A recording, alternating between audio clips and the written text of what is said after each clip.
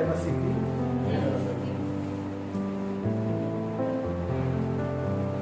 आज का आत्मिक भोजन का विषय है आज्ञाकारिता के द्वारा आशीष। आज के आत्मिक भोजन के लिए हमने चुना है लूका समाचार उसका 5 अध्याय और उससे उसका 1 से लेकर 10 पद। जब भीड़ उस पर गिरी पड़ती थी और परमेश्वर का वचन सुनती थी और वे गन्नेसरत की झील के किनारे खड़ा था, तो ऐसा हुआ कि उसने झील के किनारे 2 नाव लगी हुई देखी और मछली ऊपर से उतरकर जाल धो रहे थे। उन नाव में से एक पर जो सामोन की थी चढ़कर उसने उससे विनती की किनारे से हटा ले चली। तब वह बैठकर लोगों को नाव पर से उपदेश देने लगा। जब वह बातें कर चुका तो सामोन से कहा, गहरे में ले चल और मछलियां पकड़ने के लिए अपनी जाल डालो। सामोन ने उसको उत्तर दिया कि हे स्वामी, हमने सारी रात मेहनत की और कुछ न पकड़ा, तो अभी तेरे कहने से जाल डालूंगा। तब उन्होंने ऐसा किया तो बहुत मछलियां घेर लाई और उनके जाल फटने लगे। इस पर उन्होंने अपने साथियों से जो दूसरी नाव पर थे संकेत किया कि आकर हमारी सहायता करो, और उन्होंने आकर दोनों नाव यहाँ तक कर ली कि वे डूबने लगी।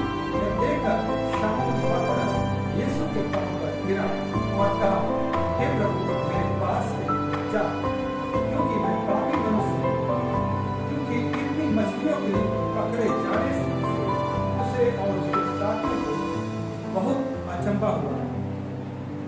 और वैसे भी जब्दी के पुत्र याकूब यूहन्ना को भी, जो सामोन के सहभागी थे, अचंभा हुआ। तब यीशु ने सामोन से कहा, मत डर, अब से तू मनुष्यों को जीवित पकड़ा करेगा।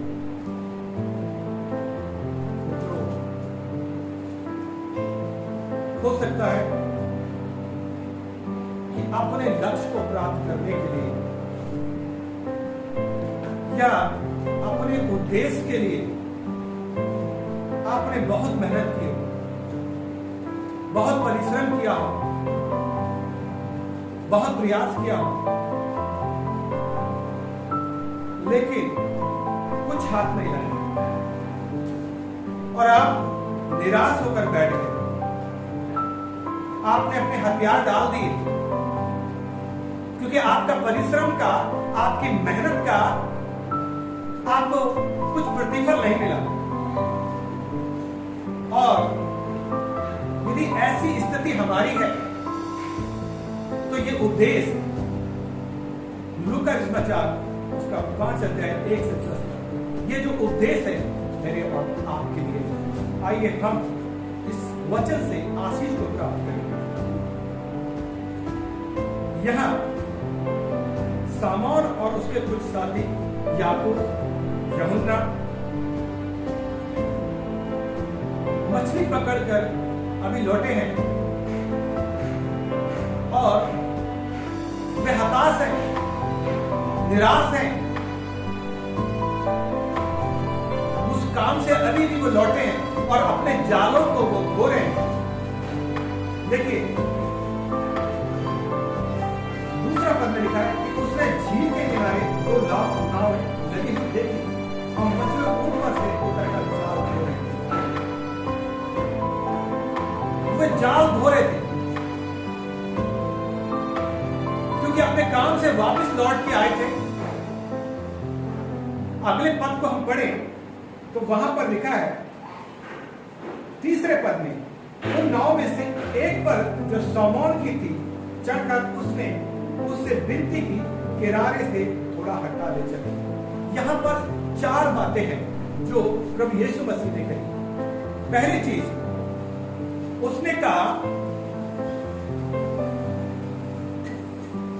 अपनी नाव को किनारे से थोड़ा हटा ले। और उससे पहली बात यीशु उनकी नाव में आया और फिर उसने उनसे कहा अपनी नाव को किनारे से थोड़ा हटा ले, और तीसरी बार गहरे में ले चल, और चौथी बार उसने कहा जाल डालो। तो ये 4 बातें हैं जो इस कहानी के अंदर है, और ये 4 बातें हमें सिखाती हैं। हम इन बातों से सीख सकते हैं। और तीसरा कहता है उन 9 में से एक पर जो शमौन की थी चढ़कर उसने उससे विनती की। मित्रों, जब यीशु हमारी नाव में आ जाता है तो हमारी परिस्थिति कैसी भी क्यों ना हो, हमारी समस्या कैसी भी क्यों ना हो, हमारी परेशानी कैसी भी क्यों ना हो, वो उसका रुख मोड़ देता है और उसे हमारे अनुरूप बना देता है। और जब यीशु हमारी जीवन रूपी नाव में आ जाता है तो कष्ट, समस्याएं, परेशानियां हमारे जीवन से दूर हो जाती हैं।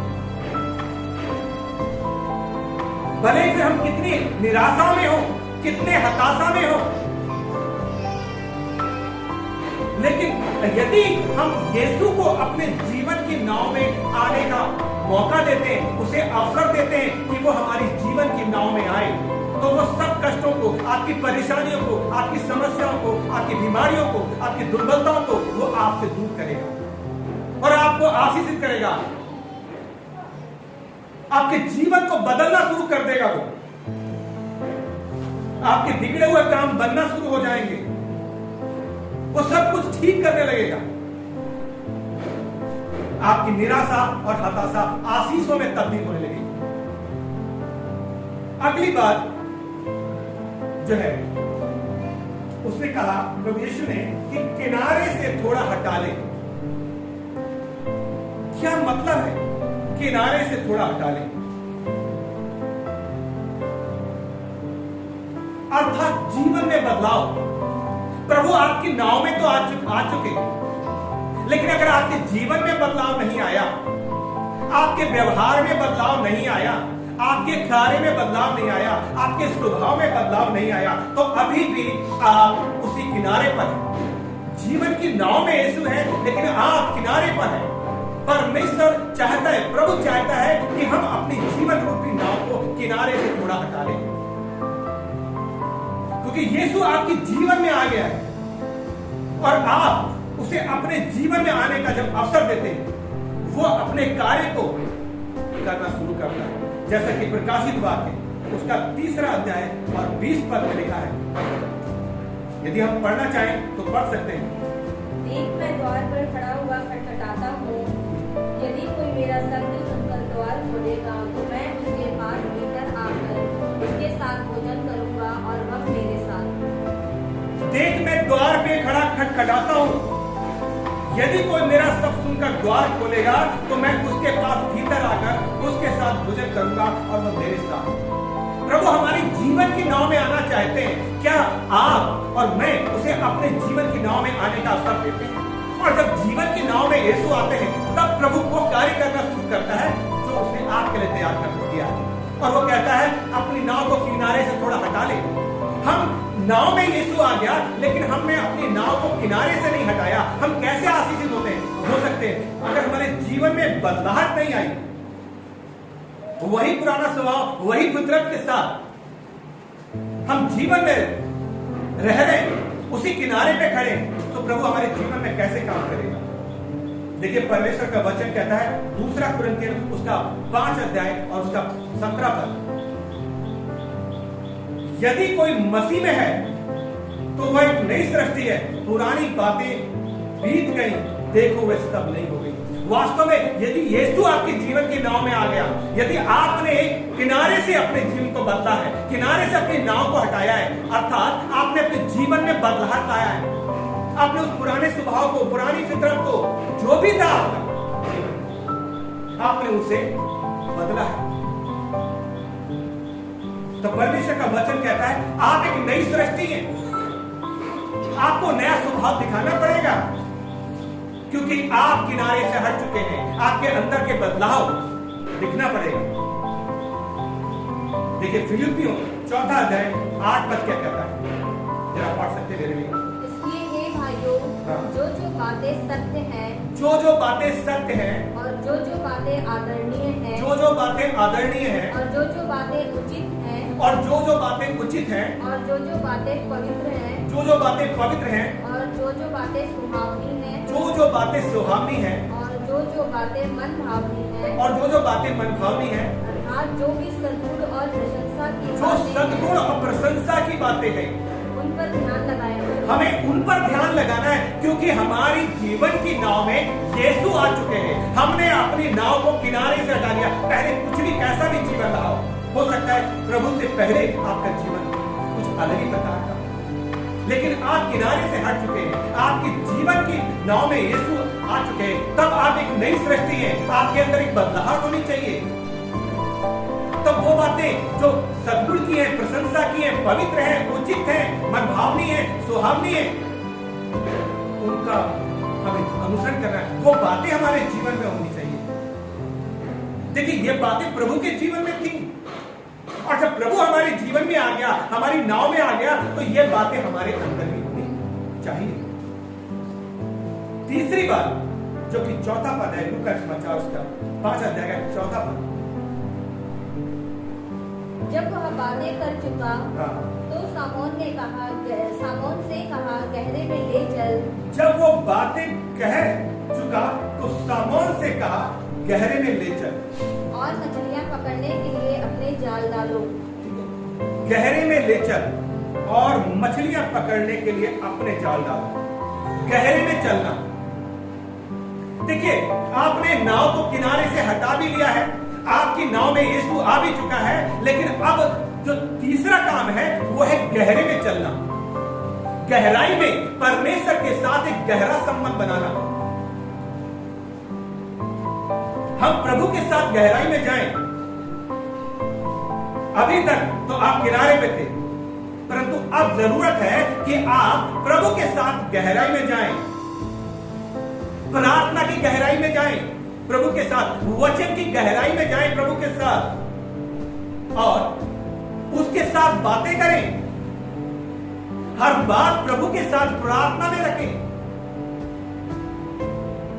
ये मतलब है गहराई में जाना। हम कितने गहराई में प्रभु के साथ जा रहे हैं, कितना गहरा संबंध हमारा प्रभु के साथ में। देखिए आपके नाव में यीशु आ चुके, आपने किनारे से भी नाव को हटा लिया, लेकिन अभी आपका संबंध प्रभु के साथ गहरा नहीं हुआ। गहरे का मतलब है कि आपको पता होना चाहिए। वचन कहता है कि हम प्रभु की बातों को अपने जीवन में लागू करें। यदि हम उसकी बातों को मानते हैं, यदि हम उसके साथ गहरे में संबंध बिताते हैं, तो वो बातें हमारे जीवन में होनी चाहिए, उसका स्वभाव हमारे अंदर होना चाहिए, मसीह का स्वभाव हमारे अंदर होना चाहिए। उसको क्या भाता है, देखा, इन बातों की खोज में रहो कि प्रभु को क्या भाता है, तब हम इस बात की खोज में लग जाते हैं। यह है गहरा संबंध कि प्रभु किन बातों से प्रसन्न होता है और किन बातों से नाराज होता है। हम वो काम करना शुरू कर देंगे जो प्रभु को भाता है, क्योंकि प्रभु आपकी नाव में आ चुके हैं, क्योंकि आप किनारे से हट चुके हैं, क्योंकि अब आपका प्रभु के साथ एक गहरा संबंध बन चुका है। गहरे में ले चल। और चौथी बात जो प्रभु ने कहा वो है जाल डालो, गहरे में ले चल और मछलियां पकड़ने के लिए अपने जाल डालो। और अब जो चौथा काम है, जब हम किनारे से हट चुके, हमारी नाव में प्रभु आ गया और हम उसके साथ गहरा संबंध बिताने लगे, तब है अब हम चौथा काम है कि अब हम जाल को डालें। देखिए प्रभु ने कहा अब जाल डालो, फिर क्या लगा, अगला पद पढ़े। सामोन ने उसको उत्तर दिया, हे स्वामी, हमने सारी रात मेहनत की और कुछ न पकड़ा। शमौन ने उसको उत्तर दिया, हे स्वामी, हे प्रभु, हमने पूरी रात मेहनत किया परंतु कुछ नहीं पकड़ा। और तो तेरे कहने से जाल डालूंगा। तो भी तेरे कहने से जाल डालूंगा। देखिए, समौन एक मछुआरा था और प्रभु को बता रहा है कि प्रभु हमने सारी रात मेहनत की। कई बार मैं और आप बहुत कोशिश करते हैं, बड़ा परिश्रम करते हैं अपने लक्ष्य को प्राप्त करने के लिए। हो सकता है आप कोई घर बनाना चाहते हो सकता है आप कोई जमीन खरीदना चाहते हो सकता है आप कोई नौकरी करना चाहते हो, या आप अपने बच्चे के लिए कोई जॉब तलाश रहे हैं, आप परिश्रम कर रहे हैं, आप उसके लिए पैसा खर्च कर रहे हैं, उसे पढ़ाई में लगा रहे हैं, लेकिन ये सब कुछ करने के बाद आपको इसका प्रतिफल अच्छा नहीं, और आप हिम्मत हार चुके, आप निराश हो गए, आप हताश हो गए, आप उन मच्छियों के समान अपने जालों को धोने लगे, आपने अपने हथियार डाल दिए, आपने कहा ये सब बस काफी हो गया। लेकिन यहां पर पतरस प्रभु को यही बता रहा है कि प्रभु मैंने पूरी रात सारी रात मेहनत किया, लेकिन कुछ भी हाथ नहीं लगा। और फिर प्रभु ने क्या कहा, फिर वो कहता है फिर भी तो भी तेरे कहने से जाल डालूंगा, तेरे कहने से जाल डालूंगा।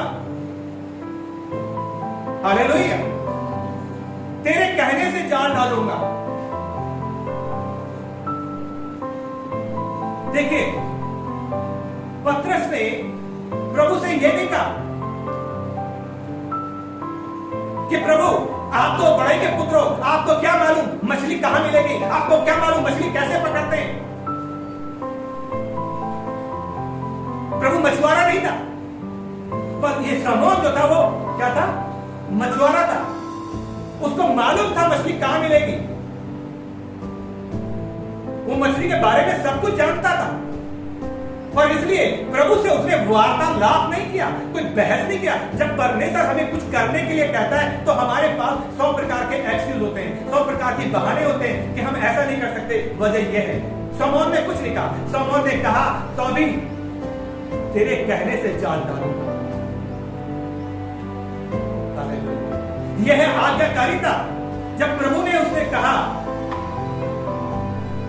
अब जाल डालो,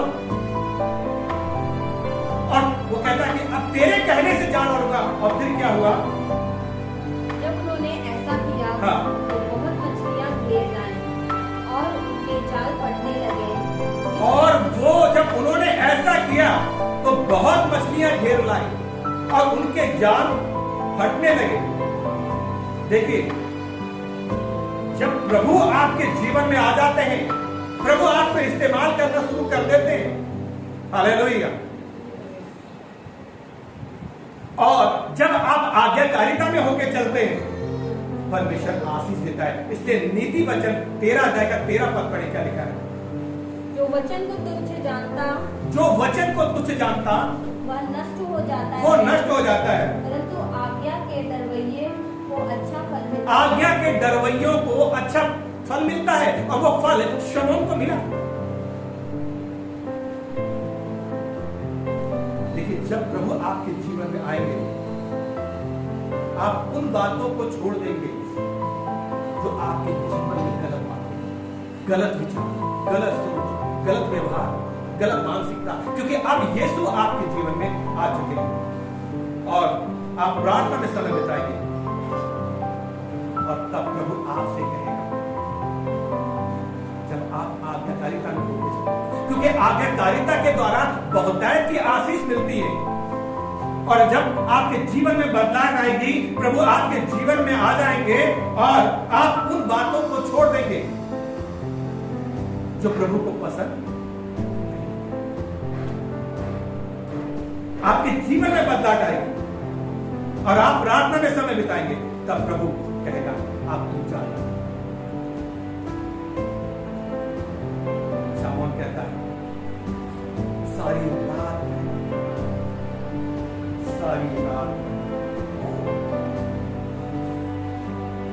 तो भी तेरे कहने से जाल डालूंगा। ये आज्ञाकारिता है। हमें परमेश्वर की आज्ञा का सम्मान करना, अपने आप को उसकी आज्ञा के अधीनता में लेकर के आना है, उसकी आज्ञा का सम्मान करना है। वचन कहता है तू ये करना, तब तेरे साथ का और जब सामोन ने प्रभु की आज्ञा मानी तो वो बहुत मछलियां घेर लाए। छठा पद पढ़े चलेगा। जब उन्होंने ऐसा किया और जब उन्होंने ऐसा किया तो बहुत मछलियां घेर लाए बहुत मछलियां घेर लाए और उनके जाल फटने लगे। और उनके जाल फटने, इतनी मछलियां हो गई कि उनके जाल भी फटने लगे। और फिर आगे इस पर उन्होंने अपने साथियों को जो दूसरी नाव पर थे संकेत दिया कि आकर हमारी सहायता करो। परमेश्वर आपको आशीषित करेगा और यह आशीष आप तक नहीं रहेगी और आप दूसरों को भी आशीषित करेंगे। उन्होंने अपने साथियों को बुलाया, आओ भाई तुम भी मछलियों को भर लो। हालेलुया। भले ही पतरस ने, शमौन ने पूरी रात मेहनत की, कुछ नहीं लगा। और जब वो प्रभु की अधीनता में आ गया, जब उसकी नाव में यीशु आ गए, जब उसने अपनी नाव को किनारे से हटा लिया और जब उसने गहरा संबंध उससे बिताना शुरू कर दिया, तब प्रभु ने कहा कि अब तुम अपने जाल को डालो। और तब प्रभु ने मछलियों को आदेश दिया, मछलियां जाओ शमौन के जाल में फंस जाओ। हालेलुया। और मछलियां उसके जालों में फंस गई और लिखा है कि जाल फट गया। ये थी बहुतायत की आशीष, ये थी बहुतायत की आशीष। और तब उसने अपने साथियों को बुलाया कि आओ तुम भी मछलियों को लो। फिर क्या हुआ?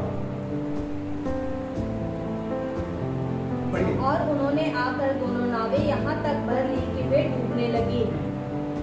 यह देखकर शमौन पतरस यीशु के पांवों पर गिर पड़ा और कहा, हे प्रभु मेरे पास से जा, क्योंकि मैं पापी मनुष्य हूँ। क्योंकि इतनी मछलियों के पकड़े जाने से उसे और उसके साथियों को बहुत अचंभा हुआ। और वैसे ही जब्दी के पुत्र याकूब और यूहन्ना को भी, जो शमौन के सहभागी थे, अचंभा हुआ। तब यीशु ने शमौन से कहा, मत डर, अब से तू मनुष्यों को जीता पकड़ा करेगा। हालेलुया। अब से तू मनुष्य को जीता पकड़ा करेगा। ये जो आश्चर्य था, जो ये चमत्कार जो प्रभु ने दिखाया, इसके पीछे एक उद्देश्य था कि शमौन के जीवन में कार्य को करना, ताकि वो अपने उस दर्शन को पूरा कर सके। और शमौन से पतरस ने, शमौन से प्रभु ने क्या कहा कि अब से तू मनुष्य को जीता पकड़ा करेगा। इस मछलियों के पीछे परमेश्वर की ये योजना थी कि वो परमेश्वर के राज्य के लिए काम करे। यीशु ने शमौन को बोला कि ये मछलियां तेरे लिए कुछ नहीं है, मैं तुझे जो जीवन दे रहा हूं वो तेरे लिए महत्वपूर्ण है। तेरा जीवन अनमोल है और अब से मैं तुझे इस्तेमाल करूंगा। अब से तू मछली नहीं पकड़ेगा, परंतु मनुष्य को जीता पकड़ा करेगा। ये मछलियां कुछ नहीं है, तुम इस कार्य के लिए नहीं हो पतरस, तुम्हें मनुष्य को जीता पकड़ना, तुम्हें परमेश्वर के राज्य के लिए लोगों को लेकर के आना है, तुम्हें अंधकार से ज्योति में लोगों को लेकर के आना है, तुम्हें लोगों को मृत्यु से अमृत में जीवन की ओर लेकर के आना है, उन्हें परमेश्वर के राज्य के लिए लाना है। परमेश्वर मुझे और आपको भी इसी प्रकार से बहुतायत की आशीष देना चाहता है। हम में से हो सकता है बहुतों के जीवन में समस्याएं आई, परेशानियां आई, जब हम अपने लक्ष्य के लिए प्राप्त करने के लिए परिश्रम कर रहे हैं। हो सकता है आप घर बनाना चाहते हो सकता है आप जमीन खरीदना चाहते हो सकता है अपने बेटे की नौकरी के लिए आपने बहुत परिश्रम किया, बिजनेस करने के लिए आपने बहुत परिश्रम किया, परंतु वह हार चुके, आपने हिम्मत हार दिया क्योंकि कुछ नहीं मिला, आपकी परिश्रम के अनुकूल आपको प्रतिफल नहीं मिला और आप हिम्मत हार चुके और उन मछुआरे के समान आप भी जाल को धोने लगे। जब प्रभु आपके जीवन के नाव में आ जाता है तो वो आपके कष्टों को आशीष और आपके जीवन को इस्तेमाल करता है, आपके जीवन के सारे कष्ट दूर हो जाते हैं और फिर वो कहता है मुझे एक काम करना है, अपनी नाव को किनारे से हटाना, गहरे में चलना और जब हम आज्ञाकारिता के अधीनता में होकर इन कार्य को करते हैं, परमेश्वर हमें बहुत की आशीष देता है और हमारे दुख आशीष में तब्दील होते हैं। मैं और आप प्रभु को निमंत्रण दें, प्रभु हमारी नाव को इस्तेमाल करें। प्रभु हम अपने जीवन की नाव आपके लिए खोलें। हमारी नाव में आओ और हमें गहरे में लेके चलो।